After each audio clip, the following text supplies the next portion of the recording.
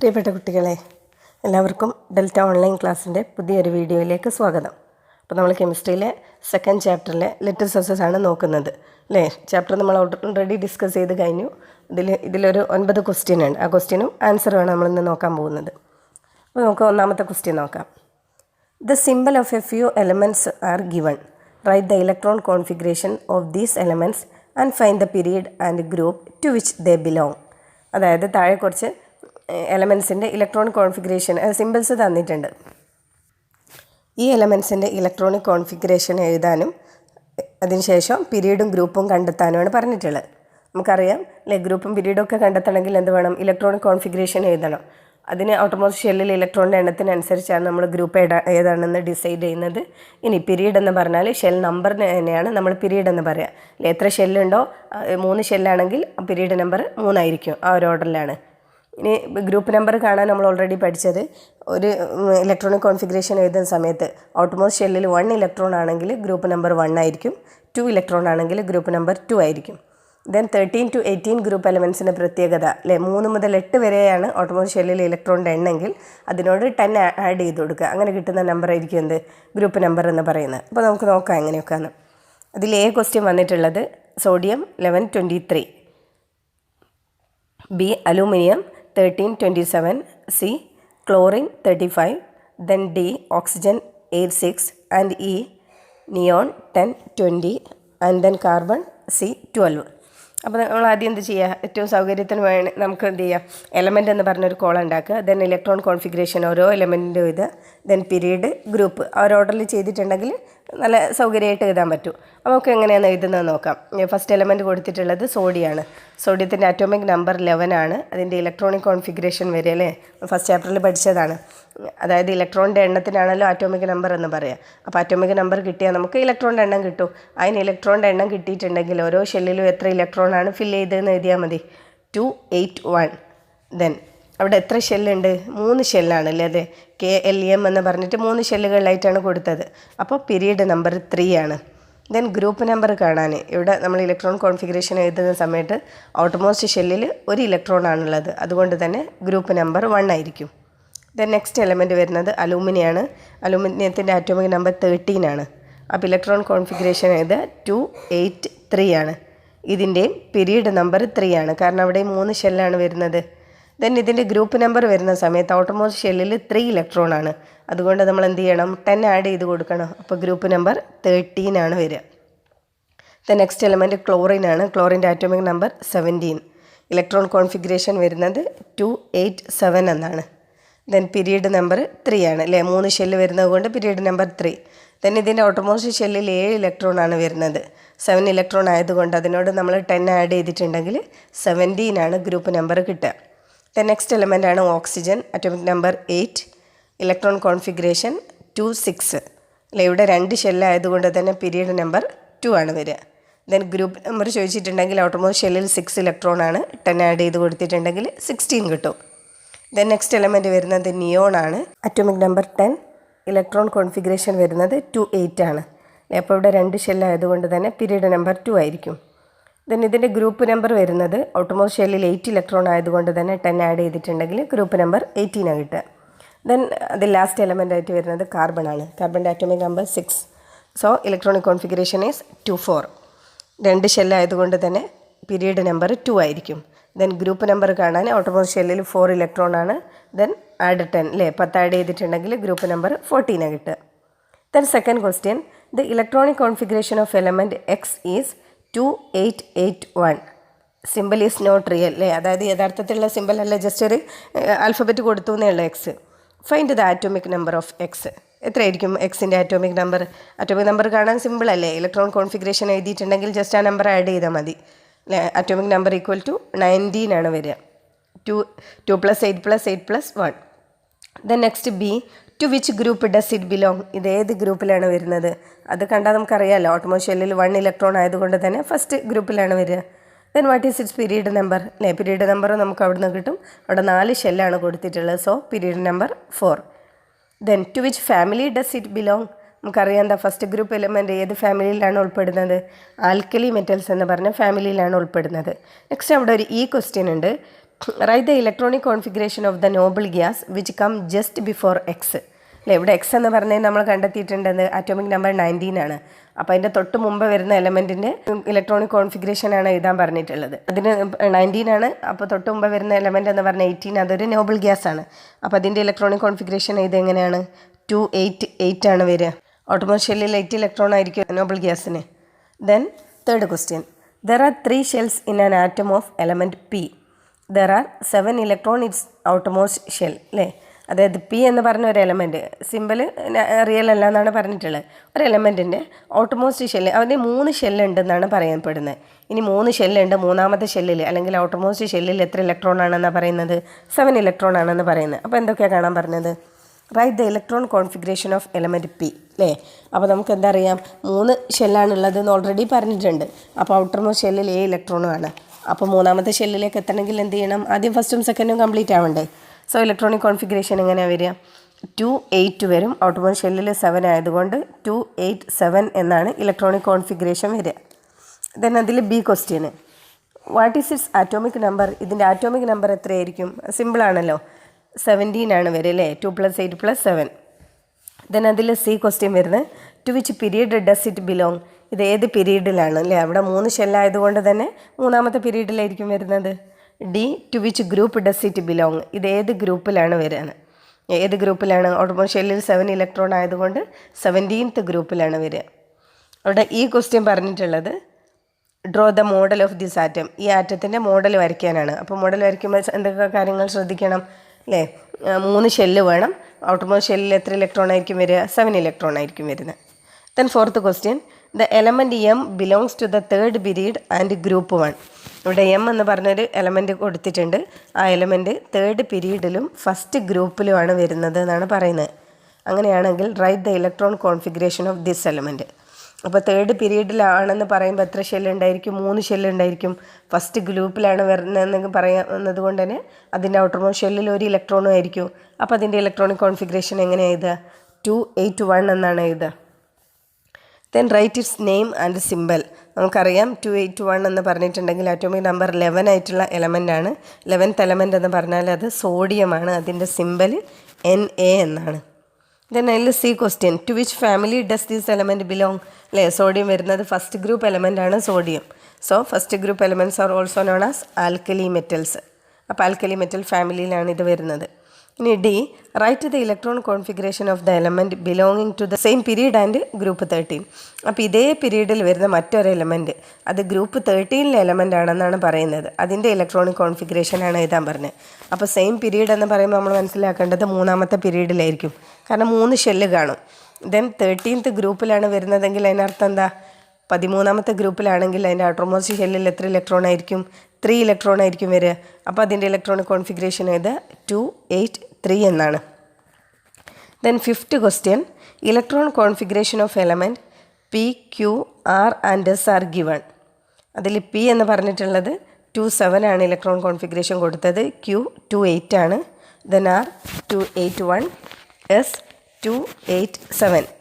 ഇനി ഇതുമായിട്ട് ബന്ധപ്പെട്ടിട്ടുള്ള ക്വസ്റ്റ്യൻസ് എന്താണെന്ന് നോക്കാം. അതിൽ എ ക്വസ്റ്റ്യന്, which of these elements belong to the same period? ഏതൊക്കെയാണ് സെയിം പീരീഡിൽ വരുന്നത് എന്നാണ്. അപ്പോൾ സെയിം പീരീഡിൽ വരുന്ന സമയത്ത് എന്താ കാര്യമാണ് ശ്രദ്ധിക്കേണ്ടത്?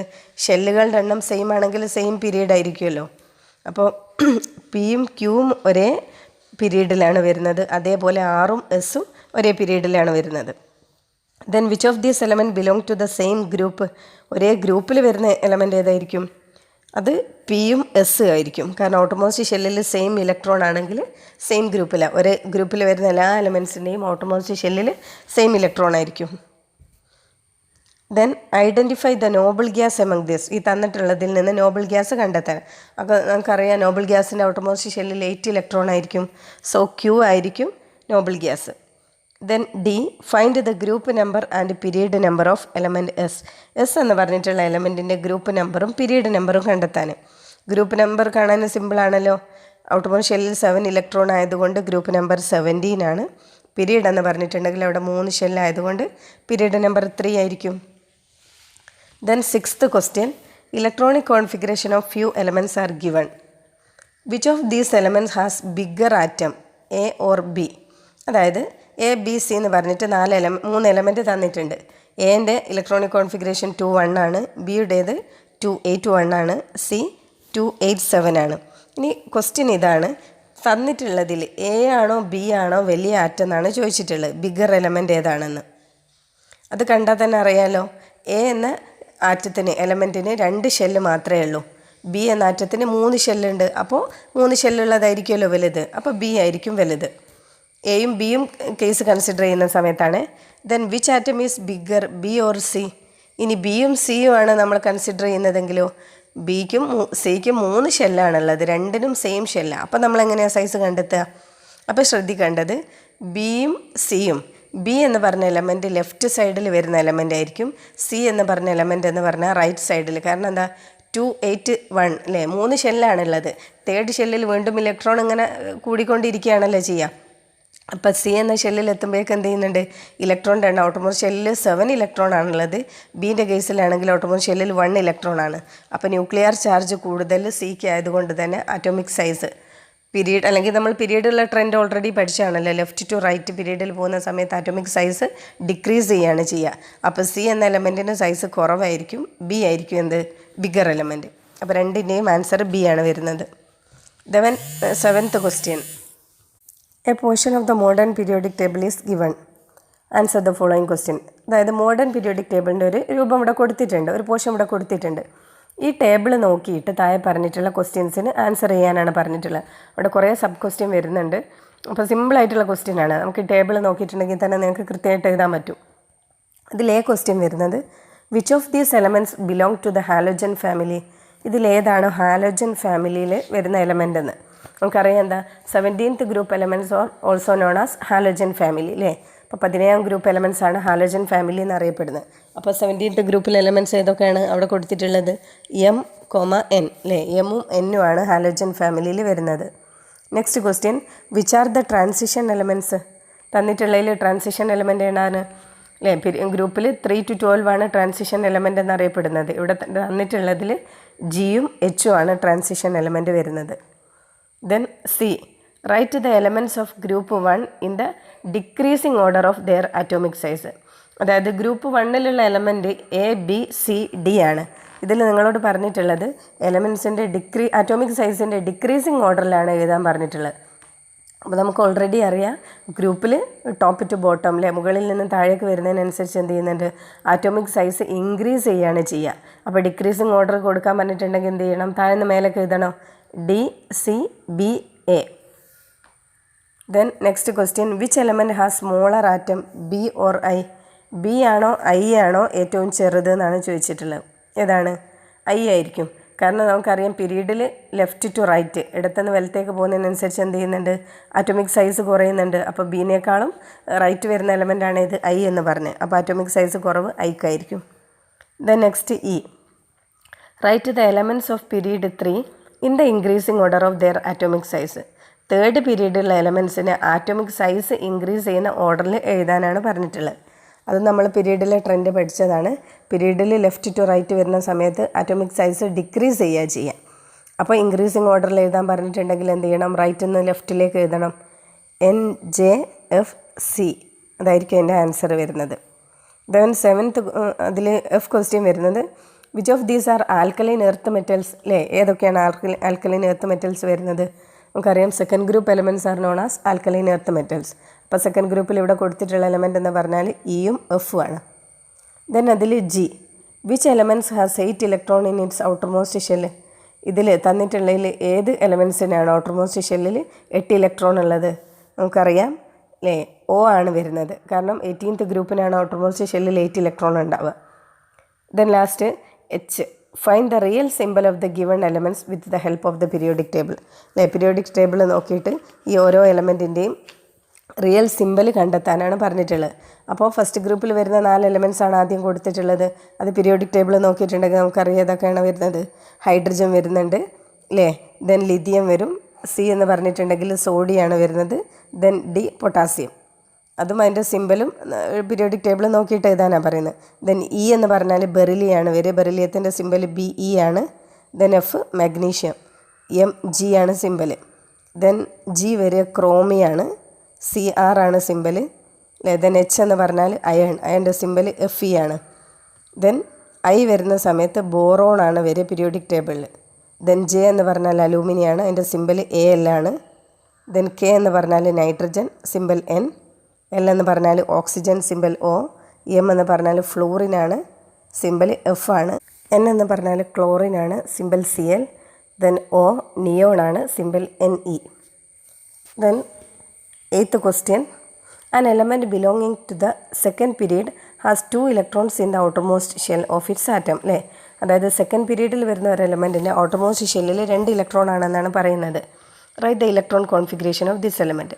അപ്പോൾ എഴുതാൻ സിമ്പിളാണ്, 2 ഷെല്ലല്ലേ ഉള്ളൂ, ഔട്ടർമോസ്റ്റ് ഷെല്ലിൽ 2 ഇലക്ട്രോൺ ആണെന്നും പറഞ്ഞിട്ടുണ്ട്. അങ്ങനെയാണെങ്കിൽ ഇലക്ട്രോൺ കോൺഫിഗറേഷൻ 2 ആയിരിക്കും.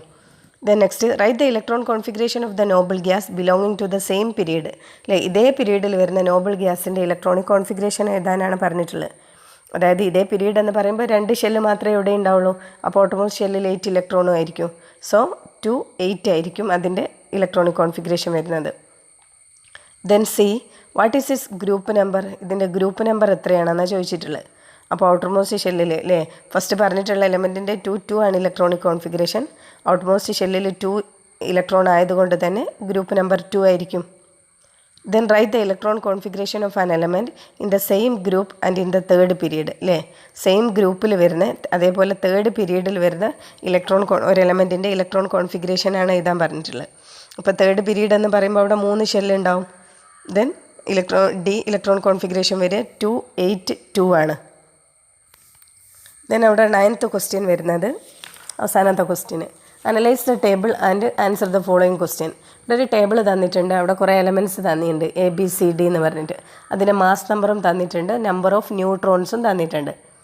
ഇനി നമ്മളോട് പറഞ്ഞിട്ടുള്ളത് അല്ലേ, ഇത് ഫസ്റ്റ് ചാപ്റ്ററുമായിട്ട് ബന്ധപ്പെട്ടിട്ടുള്ളൊരു ക്വസ്റ്റ്യനാണ്. അപ്പോൾ മാസ് നമ്പറും ന്യൂട്രോൺ എണ്ണുമാണ് തന്നിട്ടുള്ളത്. നമ്മളോട് പറഞ്ഞത് എന്താ, അറ്റോമിക് നമ്പർ കണ്ടെത്താനാണ് പറഞ്ഞത്. ഇനി find the atomic number of these element. അപ്പോൾ നമുക്ക് എന്താ അറിയാം, അറ്റോമിക് നമ്പർ കണ്ടെത്തണമെങ്കിൽ അല്ലേ മാസ് നമ്പർ തന്നിട്ടുണ്ട്, ന്യൂട്രോണിൻ്റെ എണ്ണവും തന്നിട്ടുണ്ട്. ഇനി നമ്മൾ മാസ് നമ്പറിൽ നിന്ന് ന്യൂട്രോണിൻ്റെ എണ്ണം കുറച്ചിട്ടുണ്ടെങ്കിൽ നമുക്ക് എന്ത് കിട്ടും, അറ്റോമിക് നമ്പർ കിട്ടും. നമുക്കറിയാം മാസ് നമ്പർ എന്ന് പറഞ്ഞാൽ അല്ലേ പ്രോട്ടോണിൻ്റെയും ന്യൂട്രോണിൻ്റെയും കൂടെ എണ്ണത്തിനാണ്, രണ്ടും കൂടെ ടോട്ടൽ എണ്ണമാണ് എന്ത് പറഞ്ഞാൽ മാസ് നമ്പർ എന്ന് പറഞ്ഞാൽ. അതിൽ മാസ് നമ്പർ നമുക്ക് തന്നിട്ടുണ്ട്, ന്യൂട്രോണിൻ്റെ എണ്ണം ഉണ്ട്. അതിൽ നിന്ന് ന്യൂട്രോണിൻ്റെ എണ്ണം മൈനസ് ചെയ്തിട്ടുണ്ടെങ്കിൽ നമുക്ക് അറ്റോമിക് നമ്പർ കിട്ടും.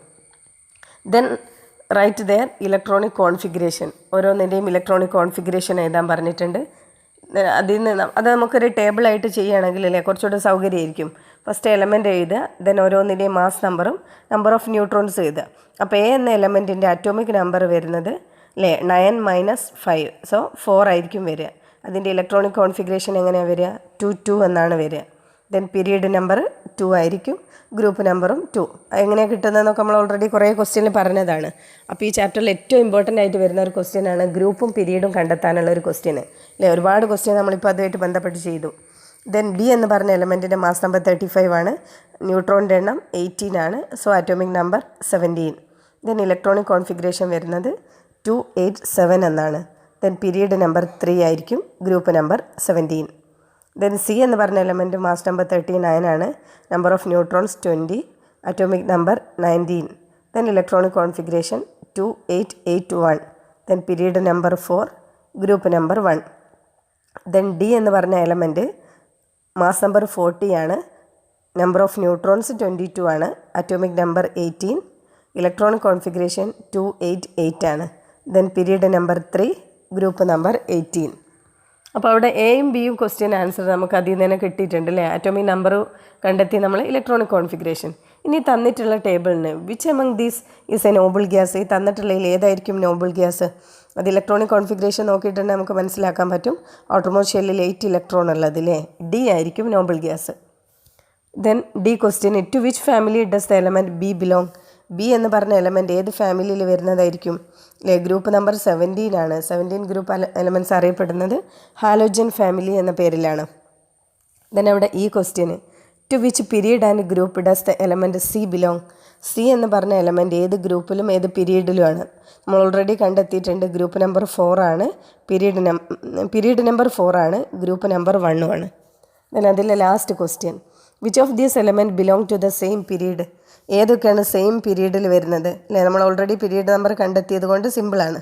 അപ്പോൾ ബിയും ഡിയും ആണ് സെയിം പീരീഡിൽ വരുന്നത് അല്ലേ. പീരീഡ് നമ്പർ 3 ആണ് വരുന്നത്. അപ്പോൾ സെയിം പീരീഡ് ബിയും ഡിയും ആണ്. അപ്പോൾ ഇതോടുകൂടി നമ്മൾ സെക്കൻഡ് ചാപ്റ്ററിൻ്റെ ആക്ടിവിറ്റി നമ്മൾ ചെയ്ത് കഴിഞ്ഞു അല്ലേ. ഇനി നമുക്ക് അടുത്ത ക്ലാസ്സിൽ തേർഡ് ചാപ്റ്റർ സ്റ്റാർട്ട് ചെയ്യാം.